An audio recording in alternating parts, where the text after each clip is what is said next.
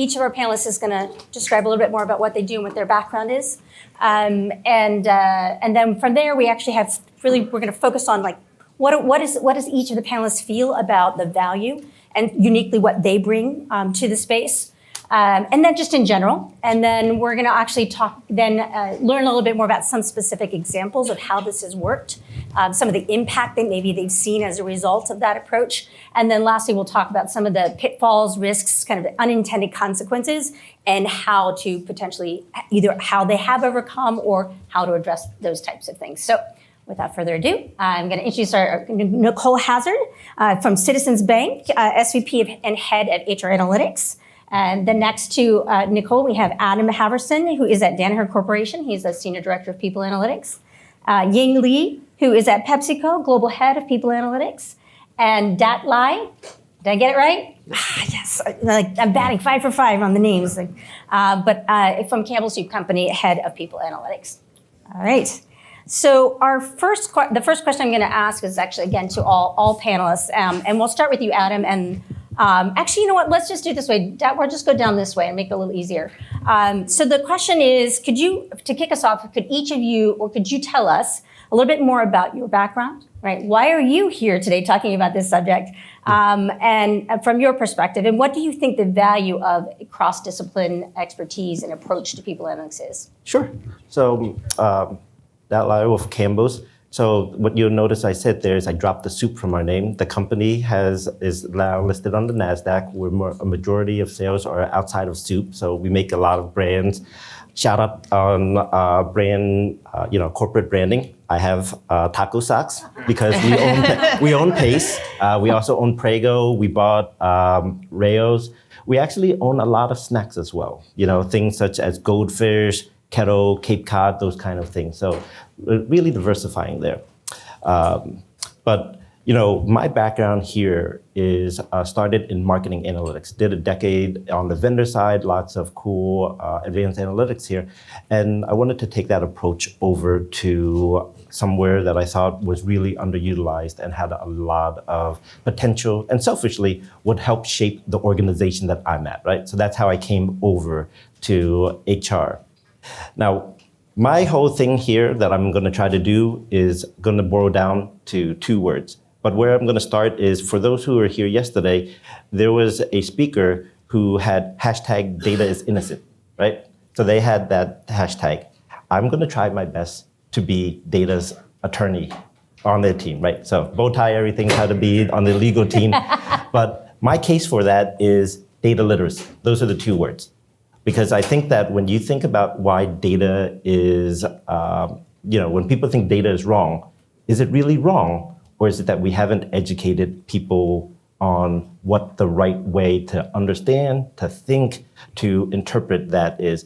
And that's a view that I bring up because I actually came from functions where that was a given. When I came from marketing is very much ingrained in having data, metrics, many other things that are just standardized across the spectrum.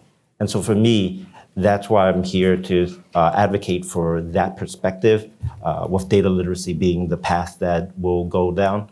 And then I would just also say that I don't mean data literacy in the most narrowest of terms. I think that data literacy is just one component in the broader scheme of things. Thank you. Ying? Yeah, hi, I'm Ying Li. I'm leading the people analytics at PepsiCo. Before I sort of wandered into the people analytics area, I was a research scientist in the computer vision area.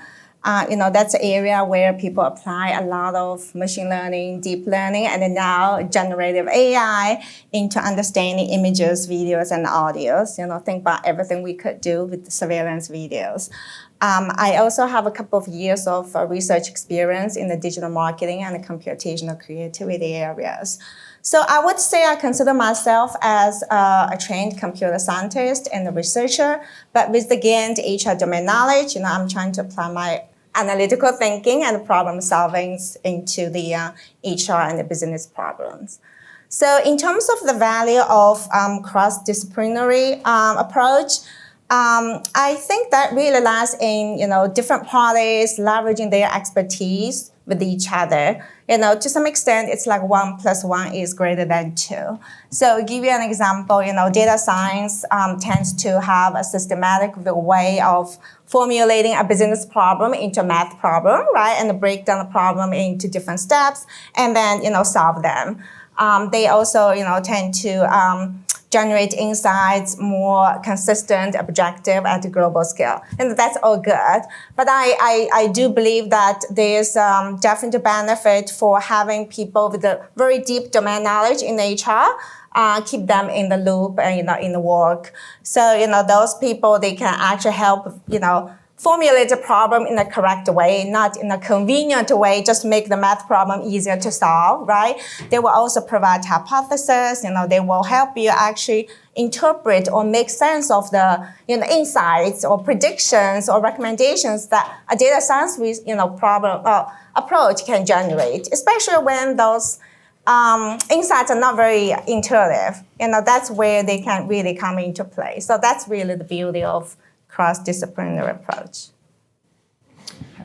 We're probably going long on time. I'll keep it short. So I'm an economist by training. It was my first role as well. I think the value for me comes from communication as the interface between the complexity of the technical art of what we do and explaining to stakeholders why that has to create action and what action it should create. So I think communicating something complex in simple, understandable ways that the business leaders can understand is the most critical part of how interdisciplinary brings value. Okay, thanks, Adam. Nicole. Great. Hi, everyone. I'm Nicole Hazard. I am the head of HR analytics at Citizens. Citizens is a super regional bank with about 1,000 branches up and down the East Coast, as well as having a commercial bank and private bank and private wealth business. I'm a relatively new joiner, I guess, to the HR space. I've been working in people analytics for about the last 10 to 12 years and really spent the prior portion of my career in the nonprofit sector. I'm a lawyer and a social worker by training, and I think that training in particular has really been a resounding aspect of my perspective with a focus on empathy, which I think when we talk about employee experience and human-centered design, that really starts with empathy, which is really a core part of working on behalf of marginalized groups, in the nonprofit sector. So when I think about the value of cross-disciplinary approach, I often think about it as very consistent with the business case for DEIB programs, which is, bringing people with different perspectives together to create a multiplier effect in terms of, the overall product. And I really credit the former CHRO of the first role that I had within HR as thinking outside of the box in hiring me, someone who hadn't worked in corporate America before, hadn't worked formally in an HR role, but had lots of transferable skills and an ambition.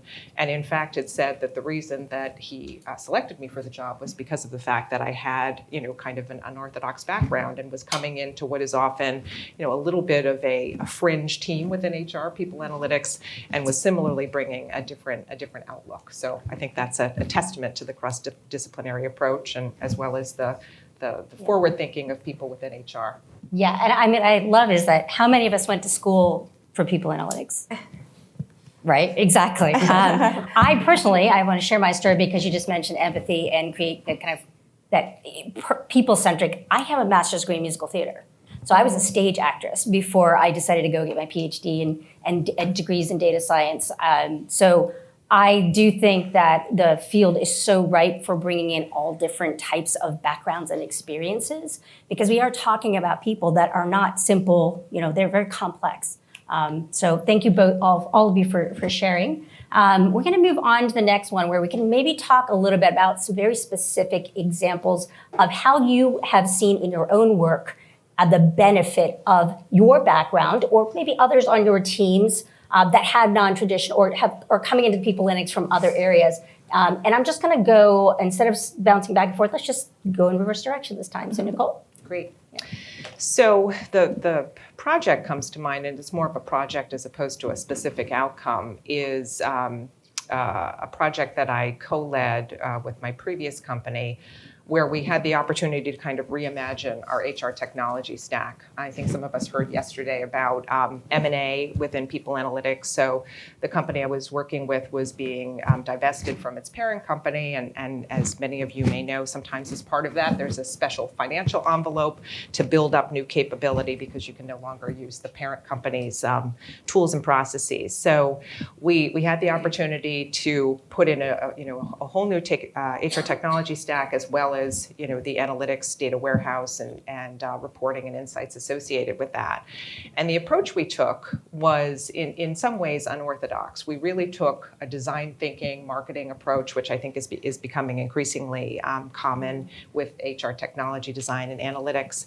And we really looked at it like we were marketing a product. And as a part of that, we did extensive stakeholder engagement. We had an advisory council that was comprised not just of people in HR, and I think this is something that's really important when we're building out HR technology and analytics. Let's make sure that we have the business at the table too, not only to ensure that we're creating something that's fit for purpose, but also that they can be our ambassadors of that technology or those analytics kind of down the line. We identified personas, which were our different users. We did journey mapping across moments that matter for each of our personas to make sure, again, that we were, kind of getting this right at the outset. I'm sure many of us have been in the situation where you've implemented, a new tool or system and your people analytics team was not at the table. You kind of inherited the data after the fact. You continue to get questions from your leaders on, X, Y, or Z, and your response kind of sheepishly is, well, we don't have the data for that. So the key to kind of course correct for that is making sure that your analytics team is really engaged from the outset. So we took, the whole design thinking approach with prototyping, using test and learn and A/B testing on adoption, as we heard today as well, just to make sure that people were engaging with the tool. But it was a real, it was a different type of approach, I think, to thinking about, the way to set up, the data foundation for insights going forward. So, I really encourage people to check out design thinking as a way to make sure that you're, building things that are fit for purpose. I'm going to put you a little bit on the spot, which is, and maybe you don't necessarily have the answer right at the tip of your tongue, but how do you feel your legal background may have helped you uniquely in this particular project? I mean, lawyers are essentially problem solvers and influencers. And I think one of the things that, some of my co-panelists have talked about, which we probably will get into a bit more, is the importance of communication, stakeholder management. Obviously, I think one of the other workshops that touched on this as well, you always have to go in with an understanding of data privacy, legal ramifications, how your data is being stored. And those things, I think, more naturally come up if you happen to have worked, as a lawyer. So that's one of the ways. But I think also, negotiation, influencing, problem solving, which are, not skills unique to lawyers, but you're trained to think like that. Great, thank you. Adam? I'll go back to before I was. Oh. Yeah, no problem. Thank you. I'll go back to before I was with the current company. I stood up the people analytics practice for a consultancy. And one of the projects was looking at the relationship between distance from an office and turnover. And it looked like there was very little relationship, but looking at deep multi-factor relationships, for some categories of jobs, there was a very positive relationship, and for some, that was very negative.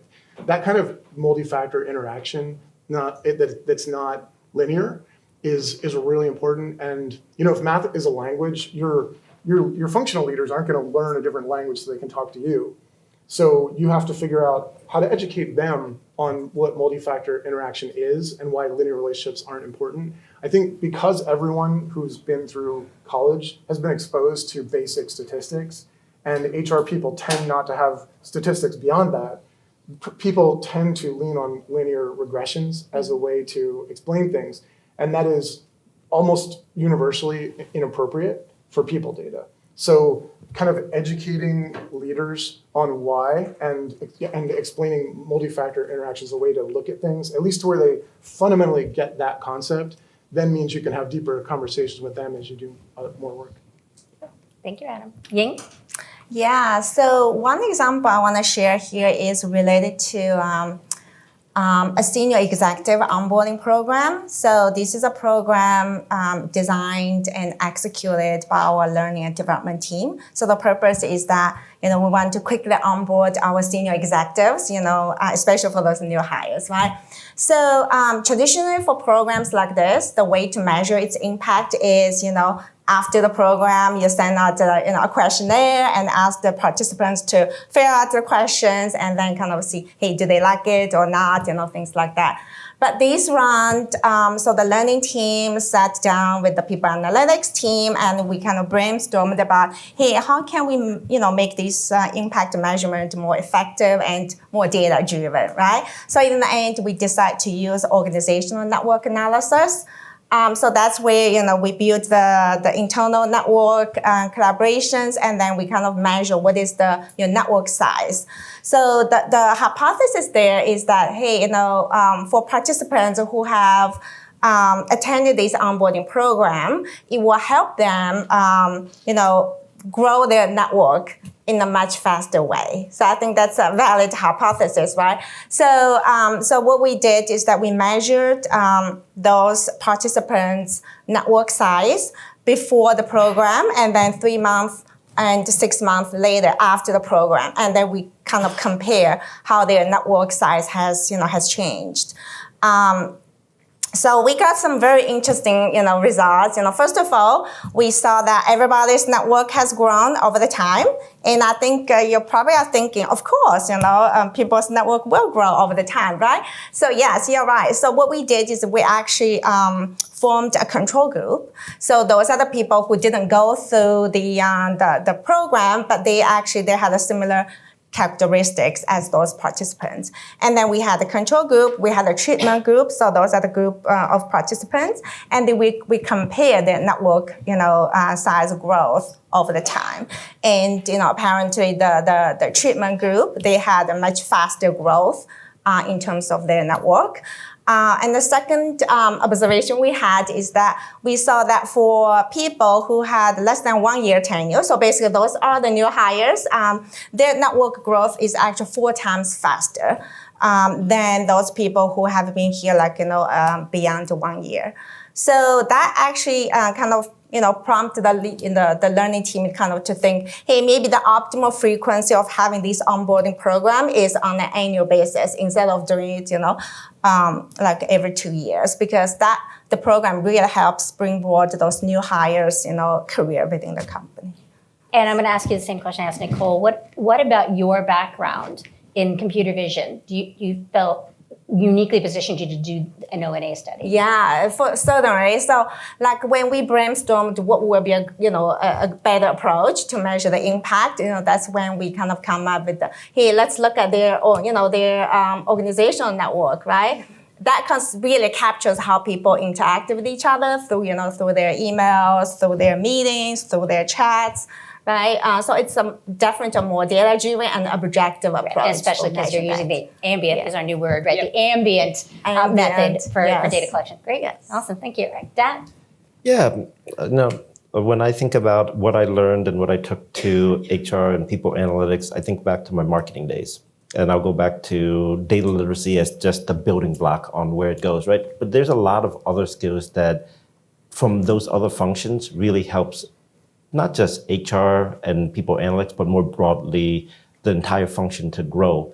And what I mean by that is when I think about a project that I was on we had to create a new dashboard and a new KPI and explain a very complex topic to somebody, I had a wealth of knowledge that I could lean into. So when I had to tell somebody, hey, as Adam alluded to, some people may know stats. I actually don't think most people know stats, even if they took it in college. But I had to explain to a lot of business people, what's the difference? How do we look versus the external market? And one of the charts that I tried to use was a box and whisker chart. It's a very good one that shows the spread. It's very visual. It helps people. But that is an example of something that I wanted to be able to boil down to something from words into a visual to make that impact. And being able to lean on those type of skills is something that the cross-disciplinary approach really helped to bring here. And it's not just that, right? When you hear that example, the things that you should hear and resonate with you are things that other people have been saying through this entire conference. Things like storytelling. You know, when you think of, and I said data literacy, but digital literacy is also very important. When you think about it, it's all about a spectrum of the skills that we as either people analysts or as a function could really lean into other functions to learn from and really to make our job easier and better. Wonderful. All right, thank you very much. All right, we're going to move into the last topic, which is where we're going to talk about some of the pitfalls and challenges that you faced. I have two different questions, and the first one I'm going to ask just Adam and then Nicole, and then we'll go to another question for Ying and Dat, which is that you guys actually did sit in the right order. Look at that. So the first question to Adam, and I'm actually going to slightly rephrase it for you, Nicole, but what have you seen as some of the main sources of resistance within HR departments to actually adopting this cross-disciplinary approach to developing insights? When you ask somebody to act on your recommendation based on an analysis, they have to trust you. And if they don't trust you, they don't distrust you, but if they don't actively trust you, they can't really do that. Like, it's not a reasonable thing to ask. So establishing trust that the work you're doing is defensible, robust, and that acting on it will generate business value is like the most foundational and important part of running like real people analytics work. So that's what you have to do first. You know, if you're a new team or a team that hasn't done that before, you know, take your time on your first project and push back. If you're being told to do it a certain way that you know isn't going to work, say that and say, this is how we can change it a little bit to make it work and generate value. If you take the extra pain and effort of doing that up front and you knock it out of the park, you get trust. And when you get trust, you become a valued partner and you get better projects and you get more projects and you get more budget and you get a bigger team and you get brought into like the core of the business. So I think that establishment of trust is the most important. And we know that trust is made up of many different components, but you know, kind of the traditional how we think about like, okay, I trust you as a person, right? But what about competence? Do you feel that you have to do any kind of convincing within HR? You know, I actually get HR. Yeah, I may be an economist by trade, but you know. I mean, what you know and what you can do, it's like a mosaic of skills. When you look at something superficially, it seems like there's a couple things that matter to be able to do that thing, but there's 100 things that matter. And no one has all of them, and you have strengths and weaknesses. You just be part of establishing trust is being honest about what you're good at and what you aren't, and finding the right partners in a project who can supplement what you know and what you don't. You can't establish trust without being honest, and if you do that, you establish a network of people who want to work with you because you have good projects, and people trust you and listen to you. So I think don't try to be what you aren't, just find the right partners who can supplement what you can do. Awesome. Can I add to that, Sure, Michael? yeah. The thing, in addition to trust, that I would say is there needs to be a common language. And for us, when we talk to our stakeholders, I think ROI is a missing component to the work that we do and why we do it. You know, there's a lot to be said about trust and why we do things. But at the end of the day, it comes to dollars and the investment in time, in people, and all the other ways. But having a common language of being able to talk to the business in their language as well. So framing it in that way, I think is also an important aspect, because you can trust somebody, but if somebody thinks that it's not worthwhile, it doesn't matter, right? So trust and having the ability to understand what their motivation is and to kind of convince them in that way. Thank you. Can I add something? This is where I've spent a lot of time, so I definitely want to challenge here. So I think 2 points I want to bring out. One is the trust, definitely. So there's the personal trust that Michael mentioned about, and then there's the data trust part. So one way to do that is definitely to go through some kind of validation. And in this case, it's like a human validation, because that will really put people's mind at ease. Because when they actually see the data and then they compare with whatever the ground truth, and they got kind of convinced. So one example is that we had attrition prediction model, which predicts how the people will leave the company on a volunteer basis. And once we had the data, we shared with our HR business partners.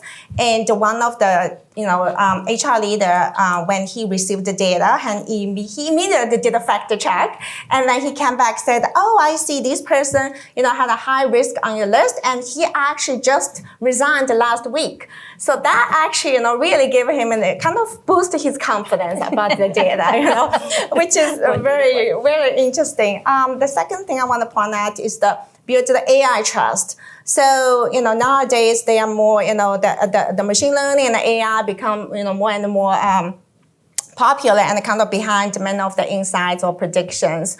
So in this case, you really want to build the AI trust among the potential users, right? In terms of explainability, the fairness and the transparency, all those elements needs to be there kind of to make people feel comfortable about the AI technology behind, all the insights. Awesome. Thank you. And Nicole, I want to flip it around. So what role do you think that the people analytics team itself plays in why HR is resisting? Is there something, I know when we were talking, there's something about capabilities within the team that need to be worked on to help fill in the blank, right? Yeah. So, I'm incredibly fortunate to have a fantastic team, incredibly bright people. And I think a lot of people, have had the same experience, having kind of top talent in their teams, particularly on the quantitative side. These folks can find a needle in the haystack. They are, as Kevin Zahn had said yesterday, enamored of data, infatuated with data. The piece that we try to complement in terms of adding additional folks to the team is, this maxim to the point of Dot's, data literacy being the maximum today. Mine is an ounce of context is worth a pound of facts. And I think to the point of trust, oftentimes, we are doing, weeks and sometimes months of data analysis, and it comes down to a presentation with your exco or your presentation with your board. And if you haven't sized the problem correctly at the outset through strong consultation with the business, if you haven't visualized your information in a quick way, an easily to absorb way, all of that investment of time on the analysis side kind of goes out the window. So we sometimes underestimate the importance of strong storytelling, of the fact that folks are, in terms of empathizing with our end customers, they're going from meeting to meeting to meeting to meeting, and we have 15 minutes to make a point about something that's really important. We need to make sure that we're really thinking through the best way to display that information in a way that really resounds with the business. Fabulous. Thank you. I'm going to go to our two panelists here at the end again. I'm going to talk a little bit about unintended consequences. Do you have any examples of times when you're like, maybe, that didn't quite work, right? We came from two different places.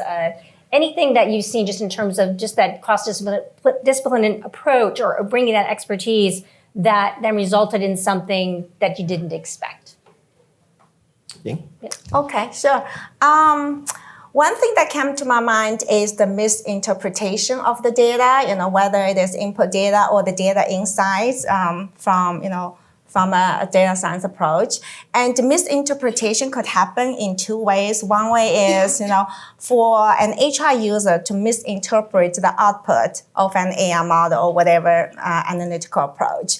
So one example is that, when it comes to statistical significance, they're kind of, what does that mean? How should I interpret it, right?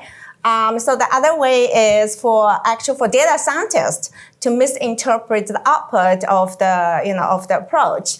So in this case, it's because, the lack of the domain knowledge. So for instance, the data scientist could be kind of really puzzled at the observation that, hey, why the variance of the tenures for this particular group of employees tend to drive up the attrition rate, So the data scientist just couldn't make the, correlation there, right? So that's where, the HR domain knowledge really would come into play. And that's kind of the beauty, going back to the value of a cross-disciplinary approach. People need to kind of, team up, to really make things work. The other thing that came to my mind is the kind of the unintended use of the data, for different use cases. So for instance, I mentioned about attrition prediction model, but how do you appropriately use the data? right? You do not want to say, hey, this in price, they have a high attrition risk. So let's take them away, take them off the list for this, training and learning program. That's definitely a big no-no, right? You don't do that. Another example is that, hey, for those people who didn't come to office that often, you definitely should not penalize them when it comes to performance rating time, right? So this kind of, what you can use the data for and what should not, you should not use the data for. Thank you. Okay.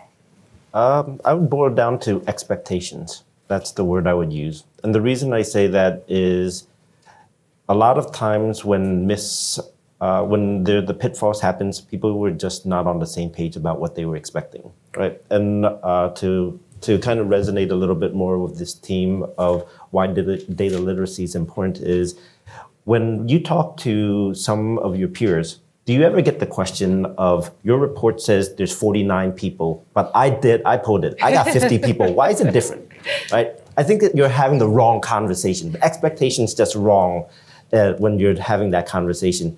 For me, expectation and why data literacy is important is you contextualize what are you trying to achieve? What are you going to make differently because I have 49 and you have 50, right? What is it that you're trying to achieve? And then I peel it back one level further on, should we really expect to match to that degree? Like, what's the real value there?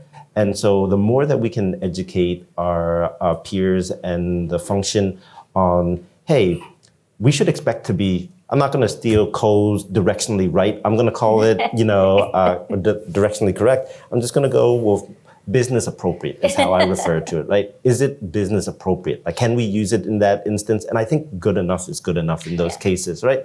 So I would just push on that I think that when we have those conversations, let's get it to the right level. And let's recognize why are people asking and challenging us in those ways? Because a lot of those times, they think about the work that we are presenting potentially as black boxes. So it goes back to, do they understand? Did we story tell? Did we teach them how it's coming to and being done? The rigor that we put behind it. Nicole said she could be doing 50 hours more, weeks worth of work. And it all comes down to, did we have the right expectations? Was that storytelling aspect enough to help them convince and go along?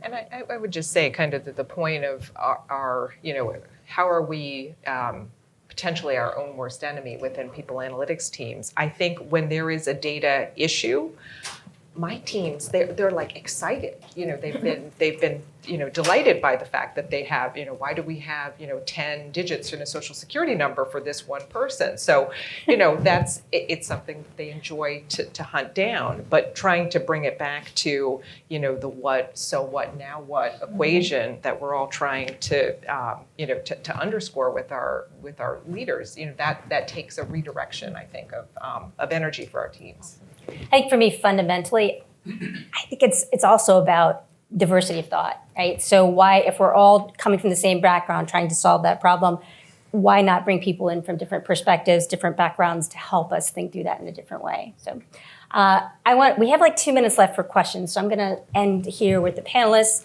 Does anyone have any questions for any of our panelists today? Solange, do you want a microphone? He's coming. Okay. Sure, why not? Hi, Solange Shura. What I find interesting is none of you are HR people, so that's interesting. And the way that I'm sort of processing the information that you're talking about is in the context of McKinsey's article 4 years ago, where they talked about there are actually two jobs. There's a data scientist and a data interpreter. Mm-hmm. And I think that a lot of the theme here on what you're talking about is you can do great data analytics, but if you can't interpret it in a way that connects with the user and also shows a business case, then don't bother, because it's a lot of wasted time and energy. So how do you tackle that data interpreter part of your job? I want to speak to that one. Go for it, Ed. I don't think they're separate. I mean, I think if you can't think about how to interpret it before you design it, you're not designing it right. Designing it right requires understanding how it will be used. That's comment about ROI. I think ROI, financial ROI is not a precondition for a project. Business value is a precondition for a project. Companies don't work purely on financial KPIs. They have multiple KPIs in multiple dimensions. You have to be able to have business value, and that can mean working on a KPI that's non-financial or financial in nature. But you have to understand how the results of your analysis will be actioned on before you structure the analysis. Because if you can't define that, what are you doing? Don't you think that also brings some bias into the way that you do the data analysis if you have an expectation about the outcome? It's not an expectation of the outcome, it's an expectation of how the outcome, whatever it is, will be used. The questions It's a definition that you're of going to be actionability. answering. Like Yeah. one of the fundamental problems in data science is it takes a lot of work to do a good analysis. So you have to answer like, how am I going to act on this, whatever the results are. Which is what I tell my students. Don't solve small problems. Solve big problems. And then they need to use data analytics to define what a big problem is for the company. Awesome. Well, we're at time. I want to thank our panelists. Please give our panelists a round of applause.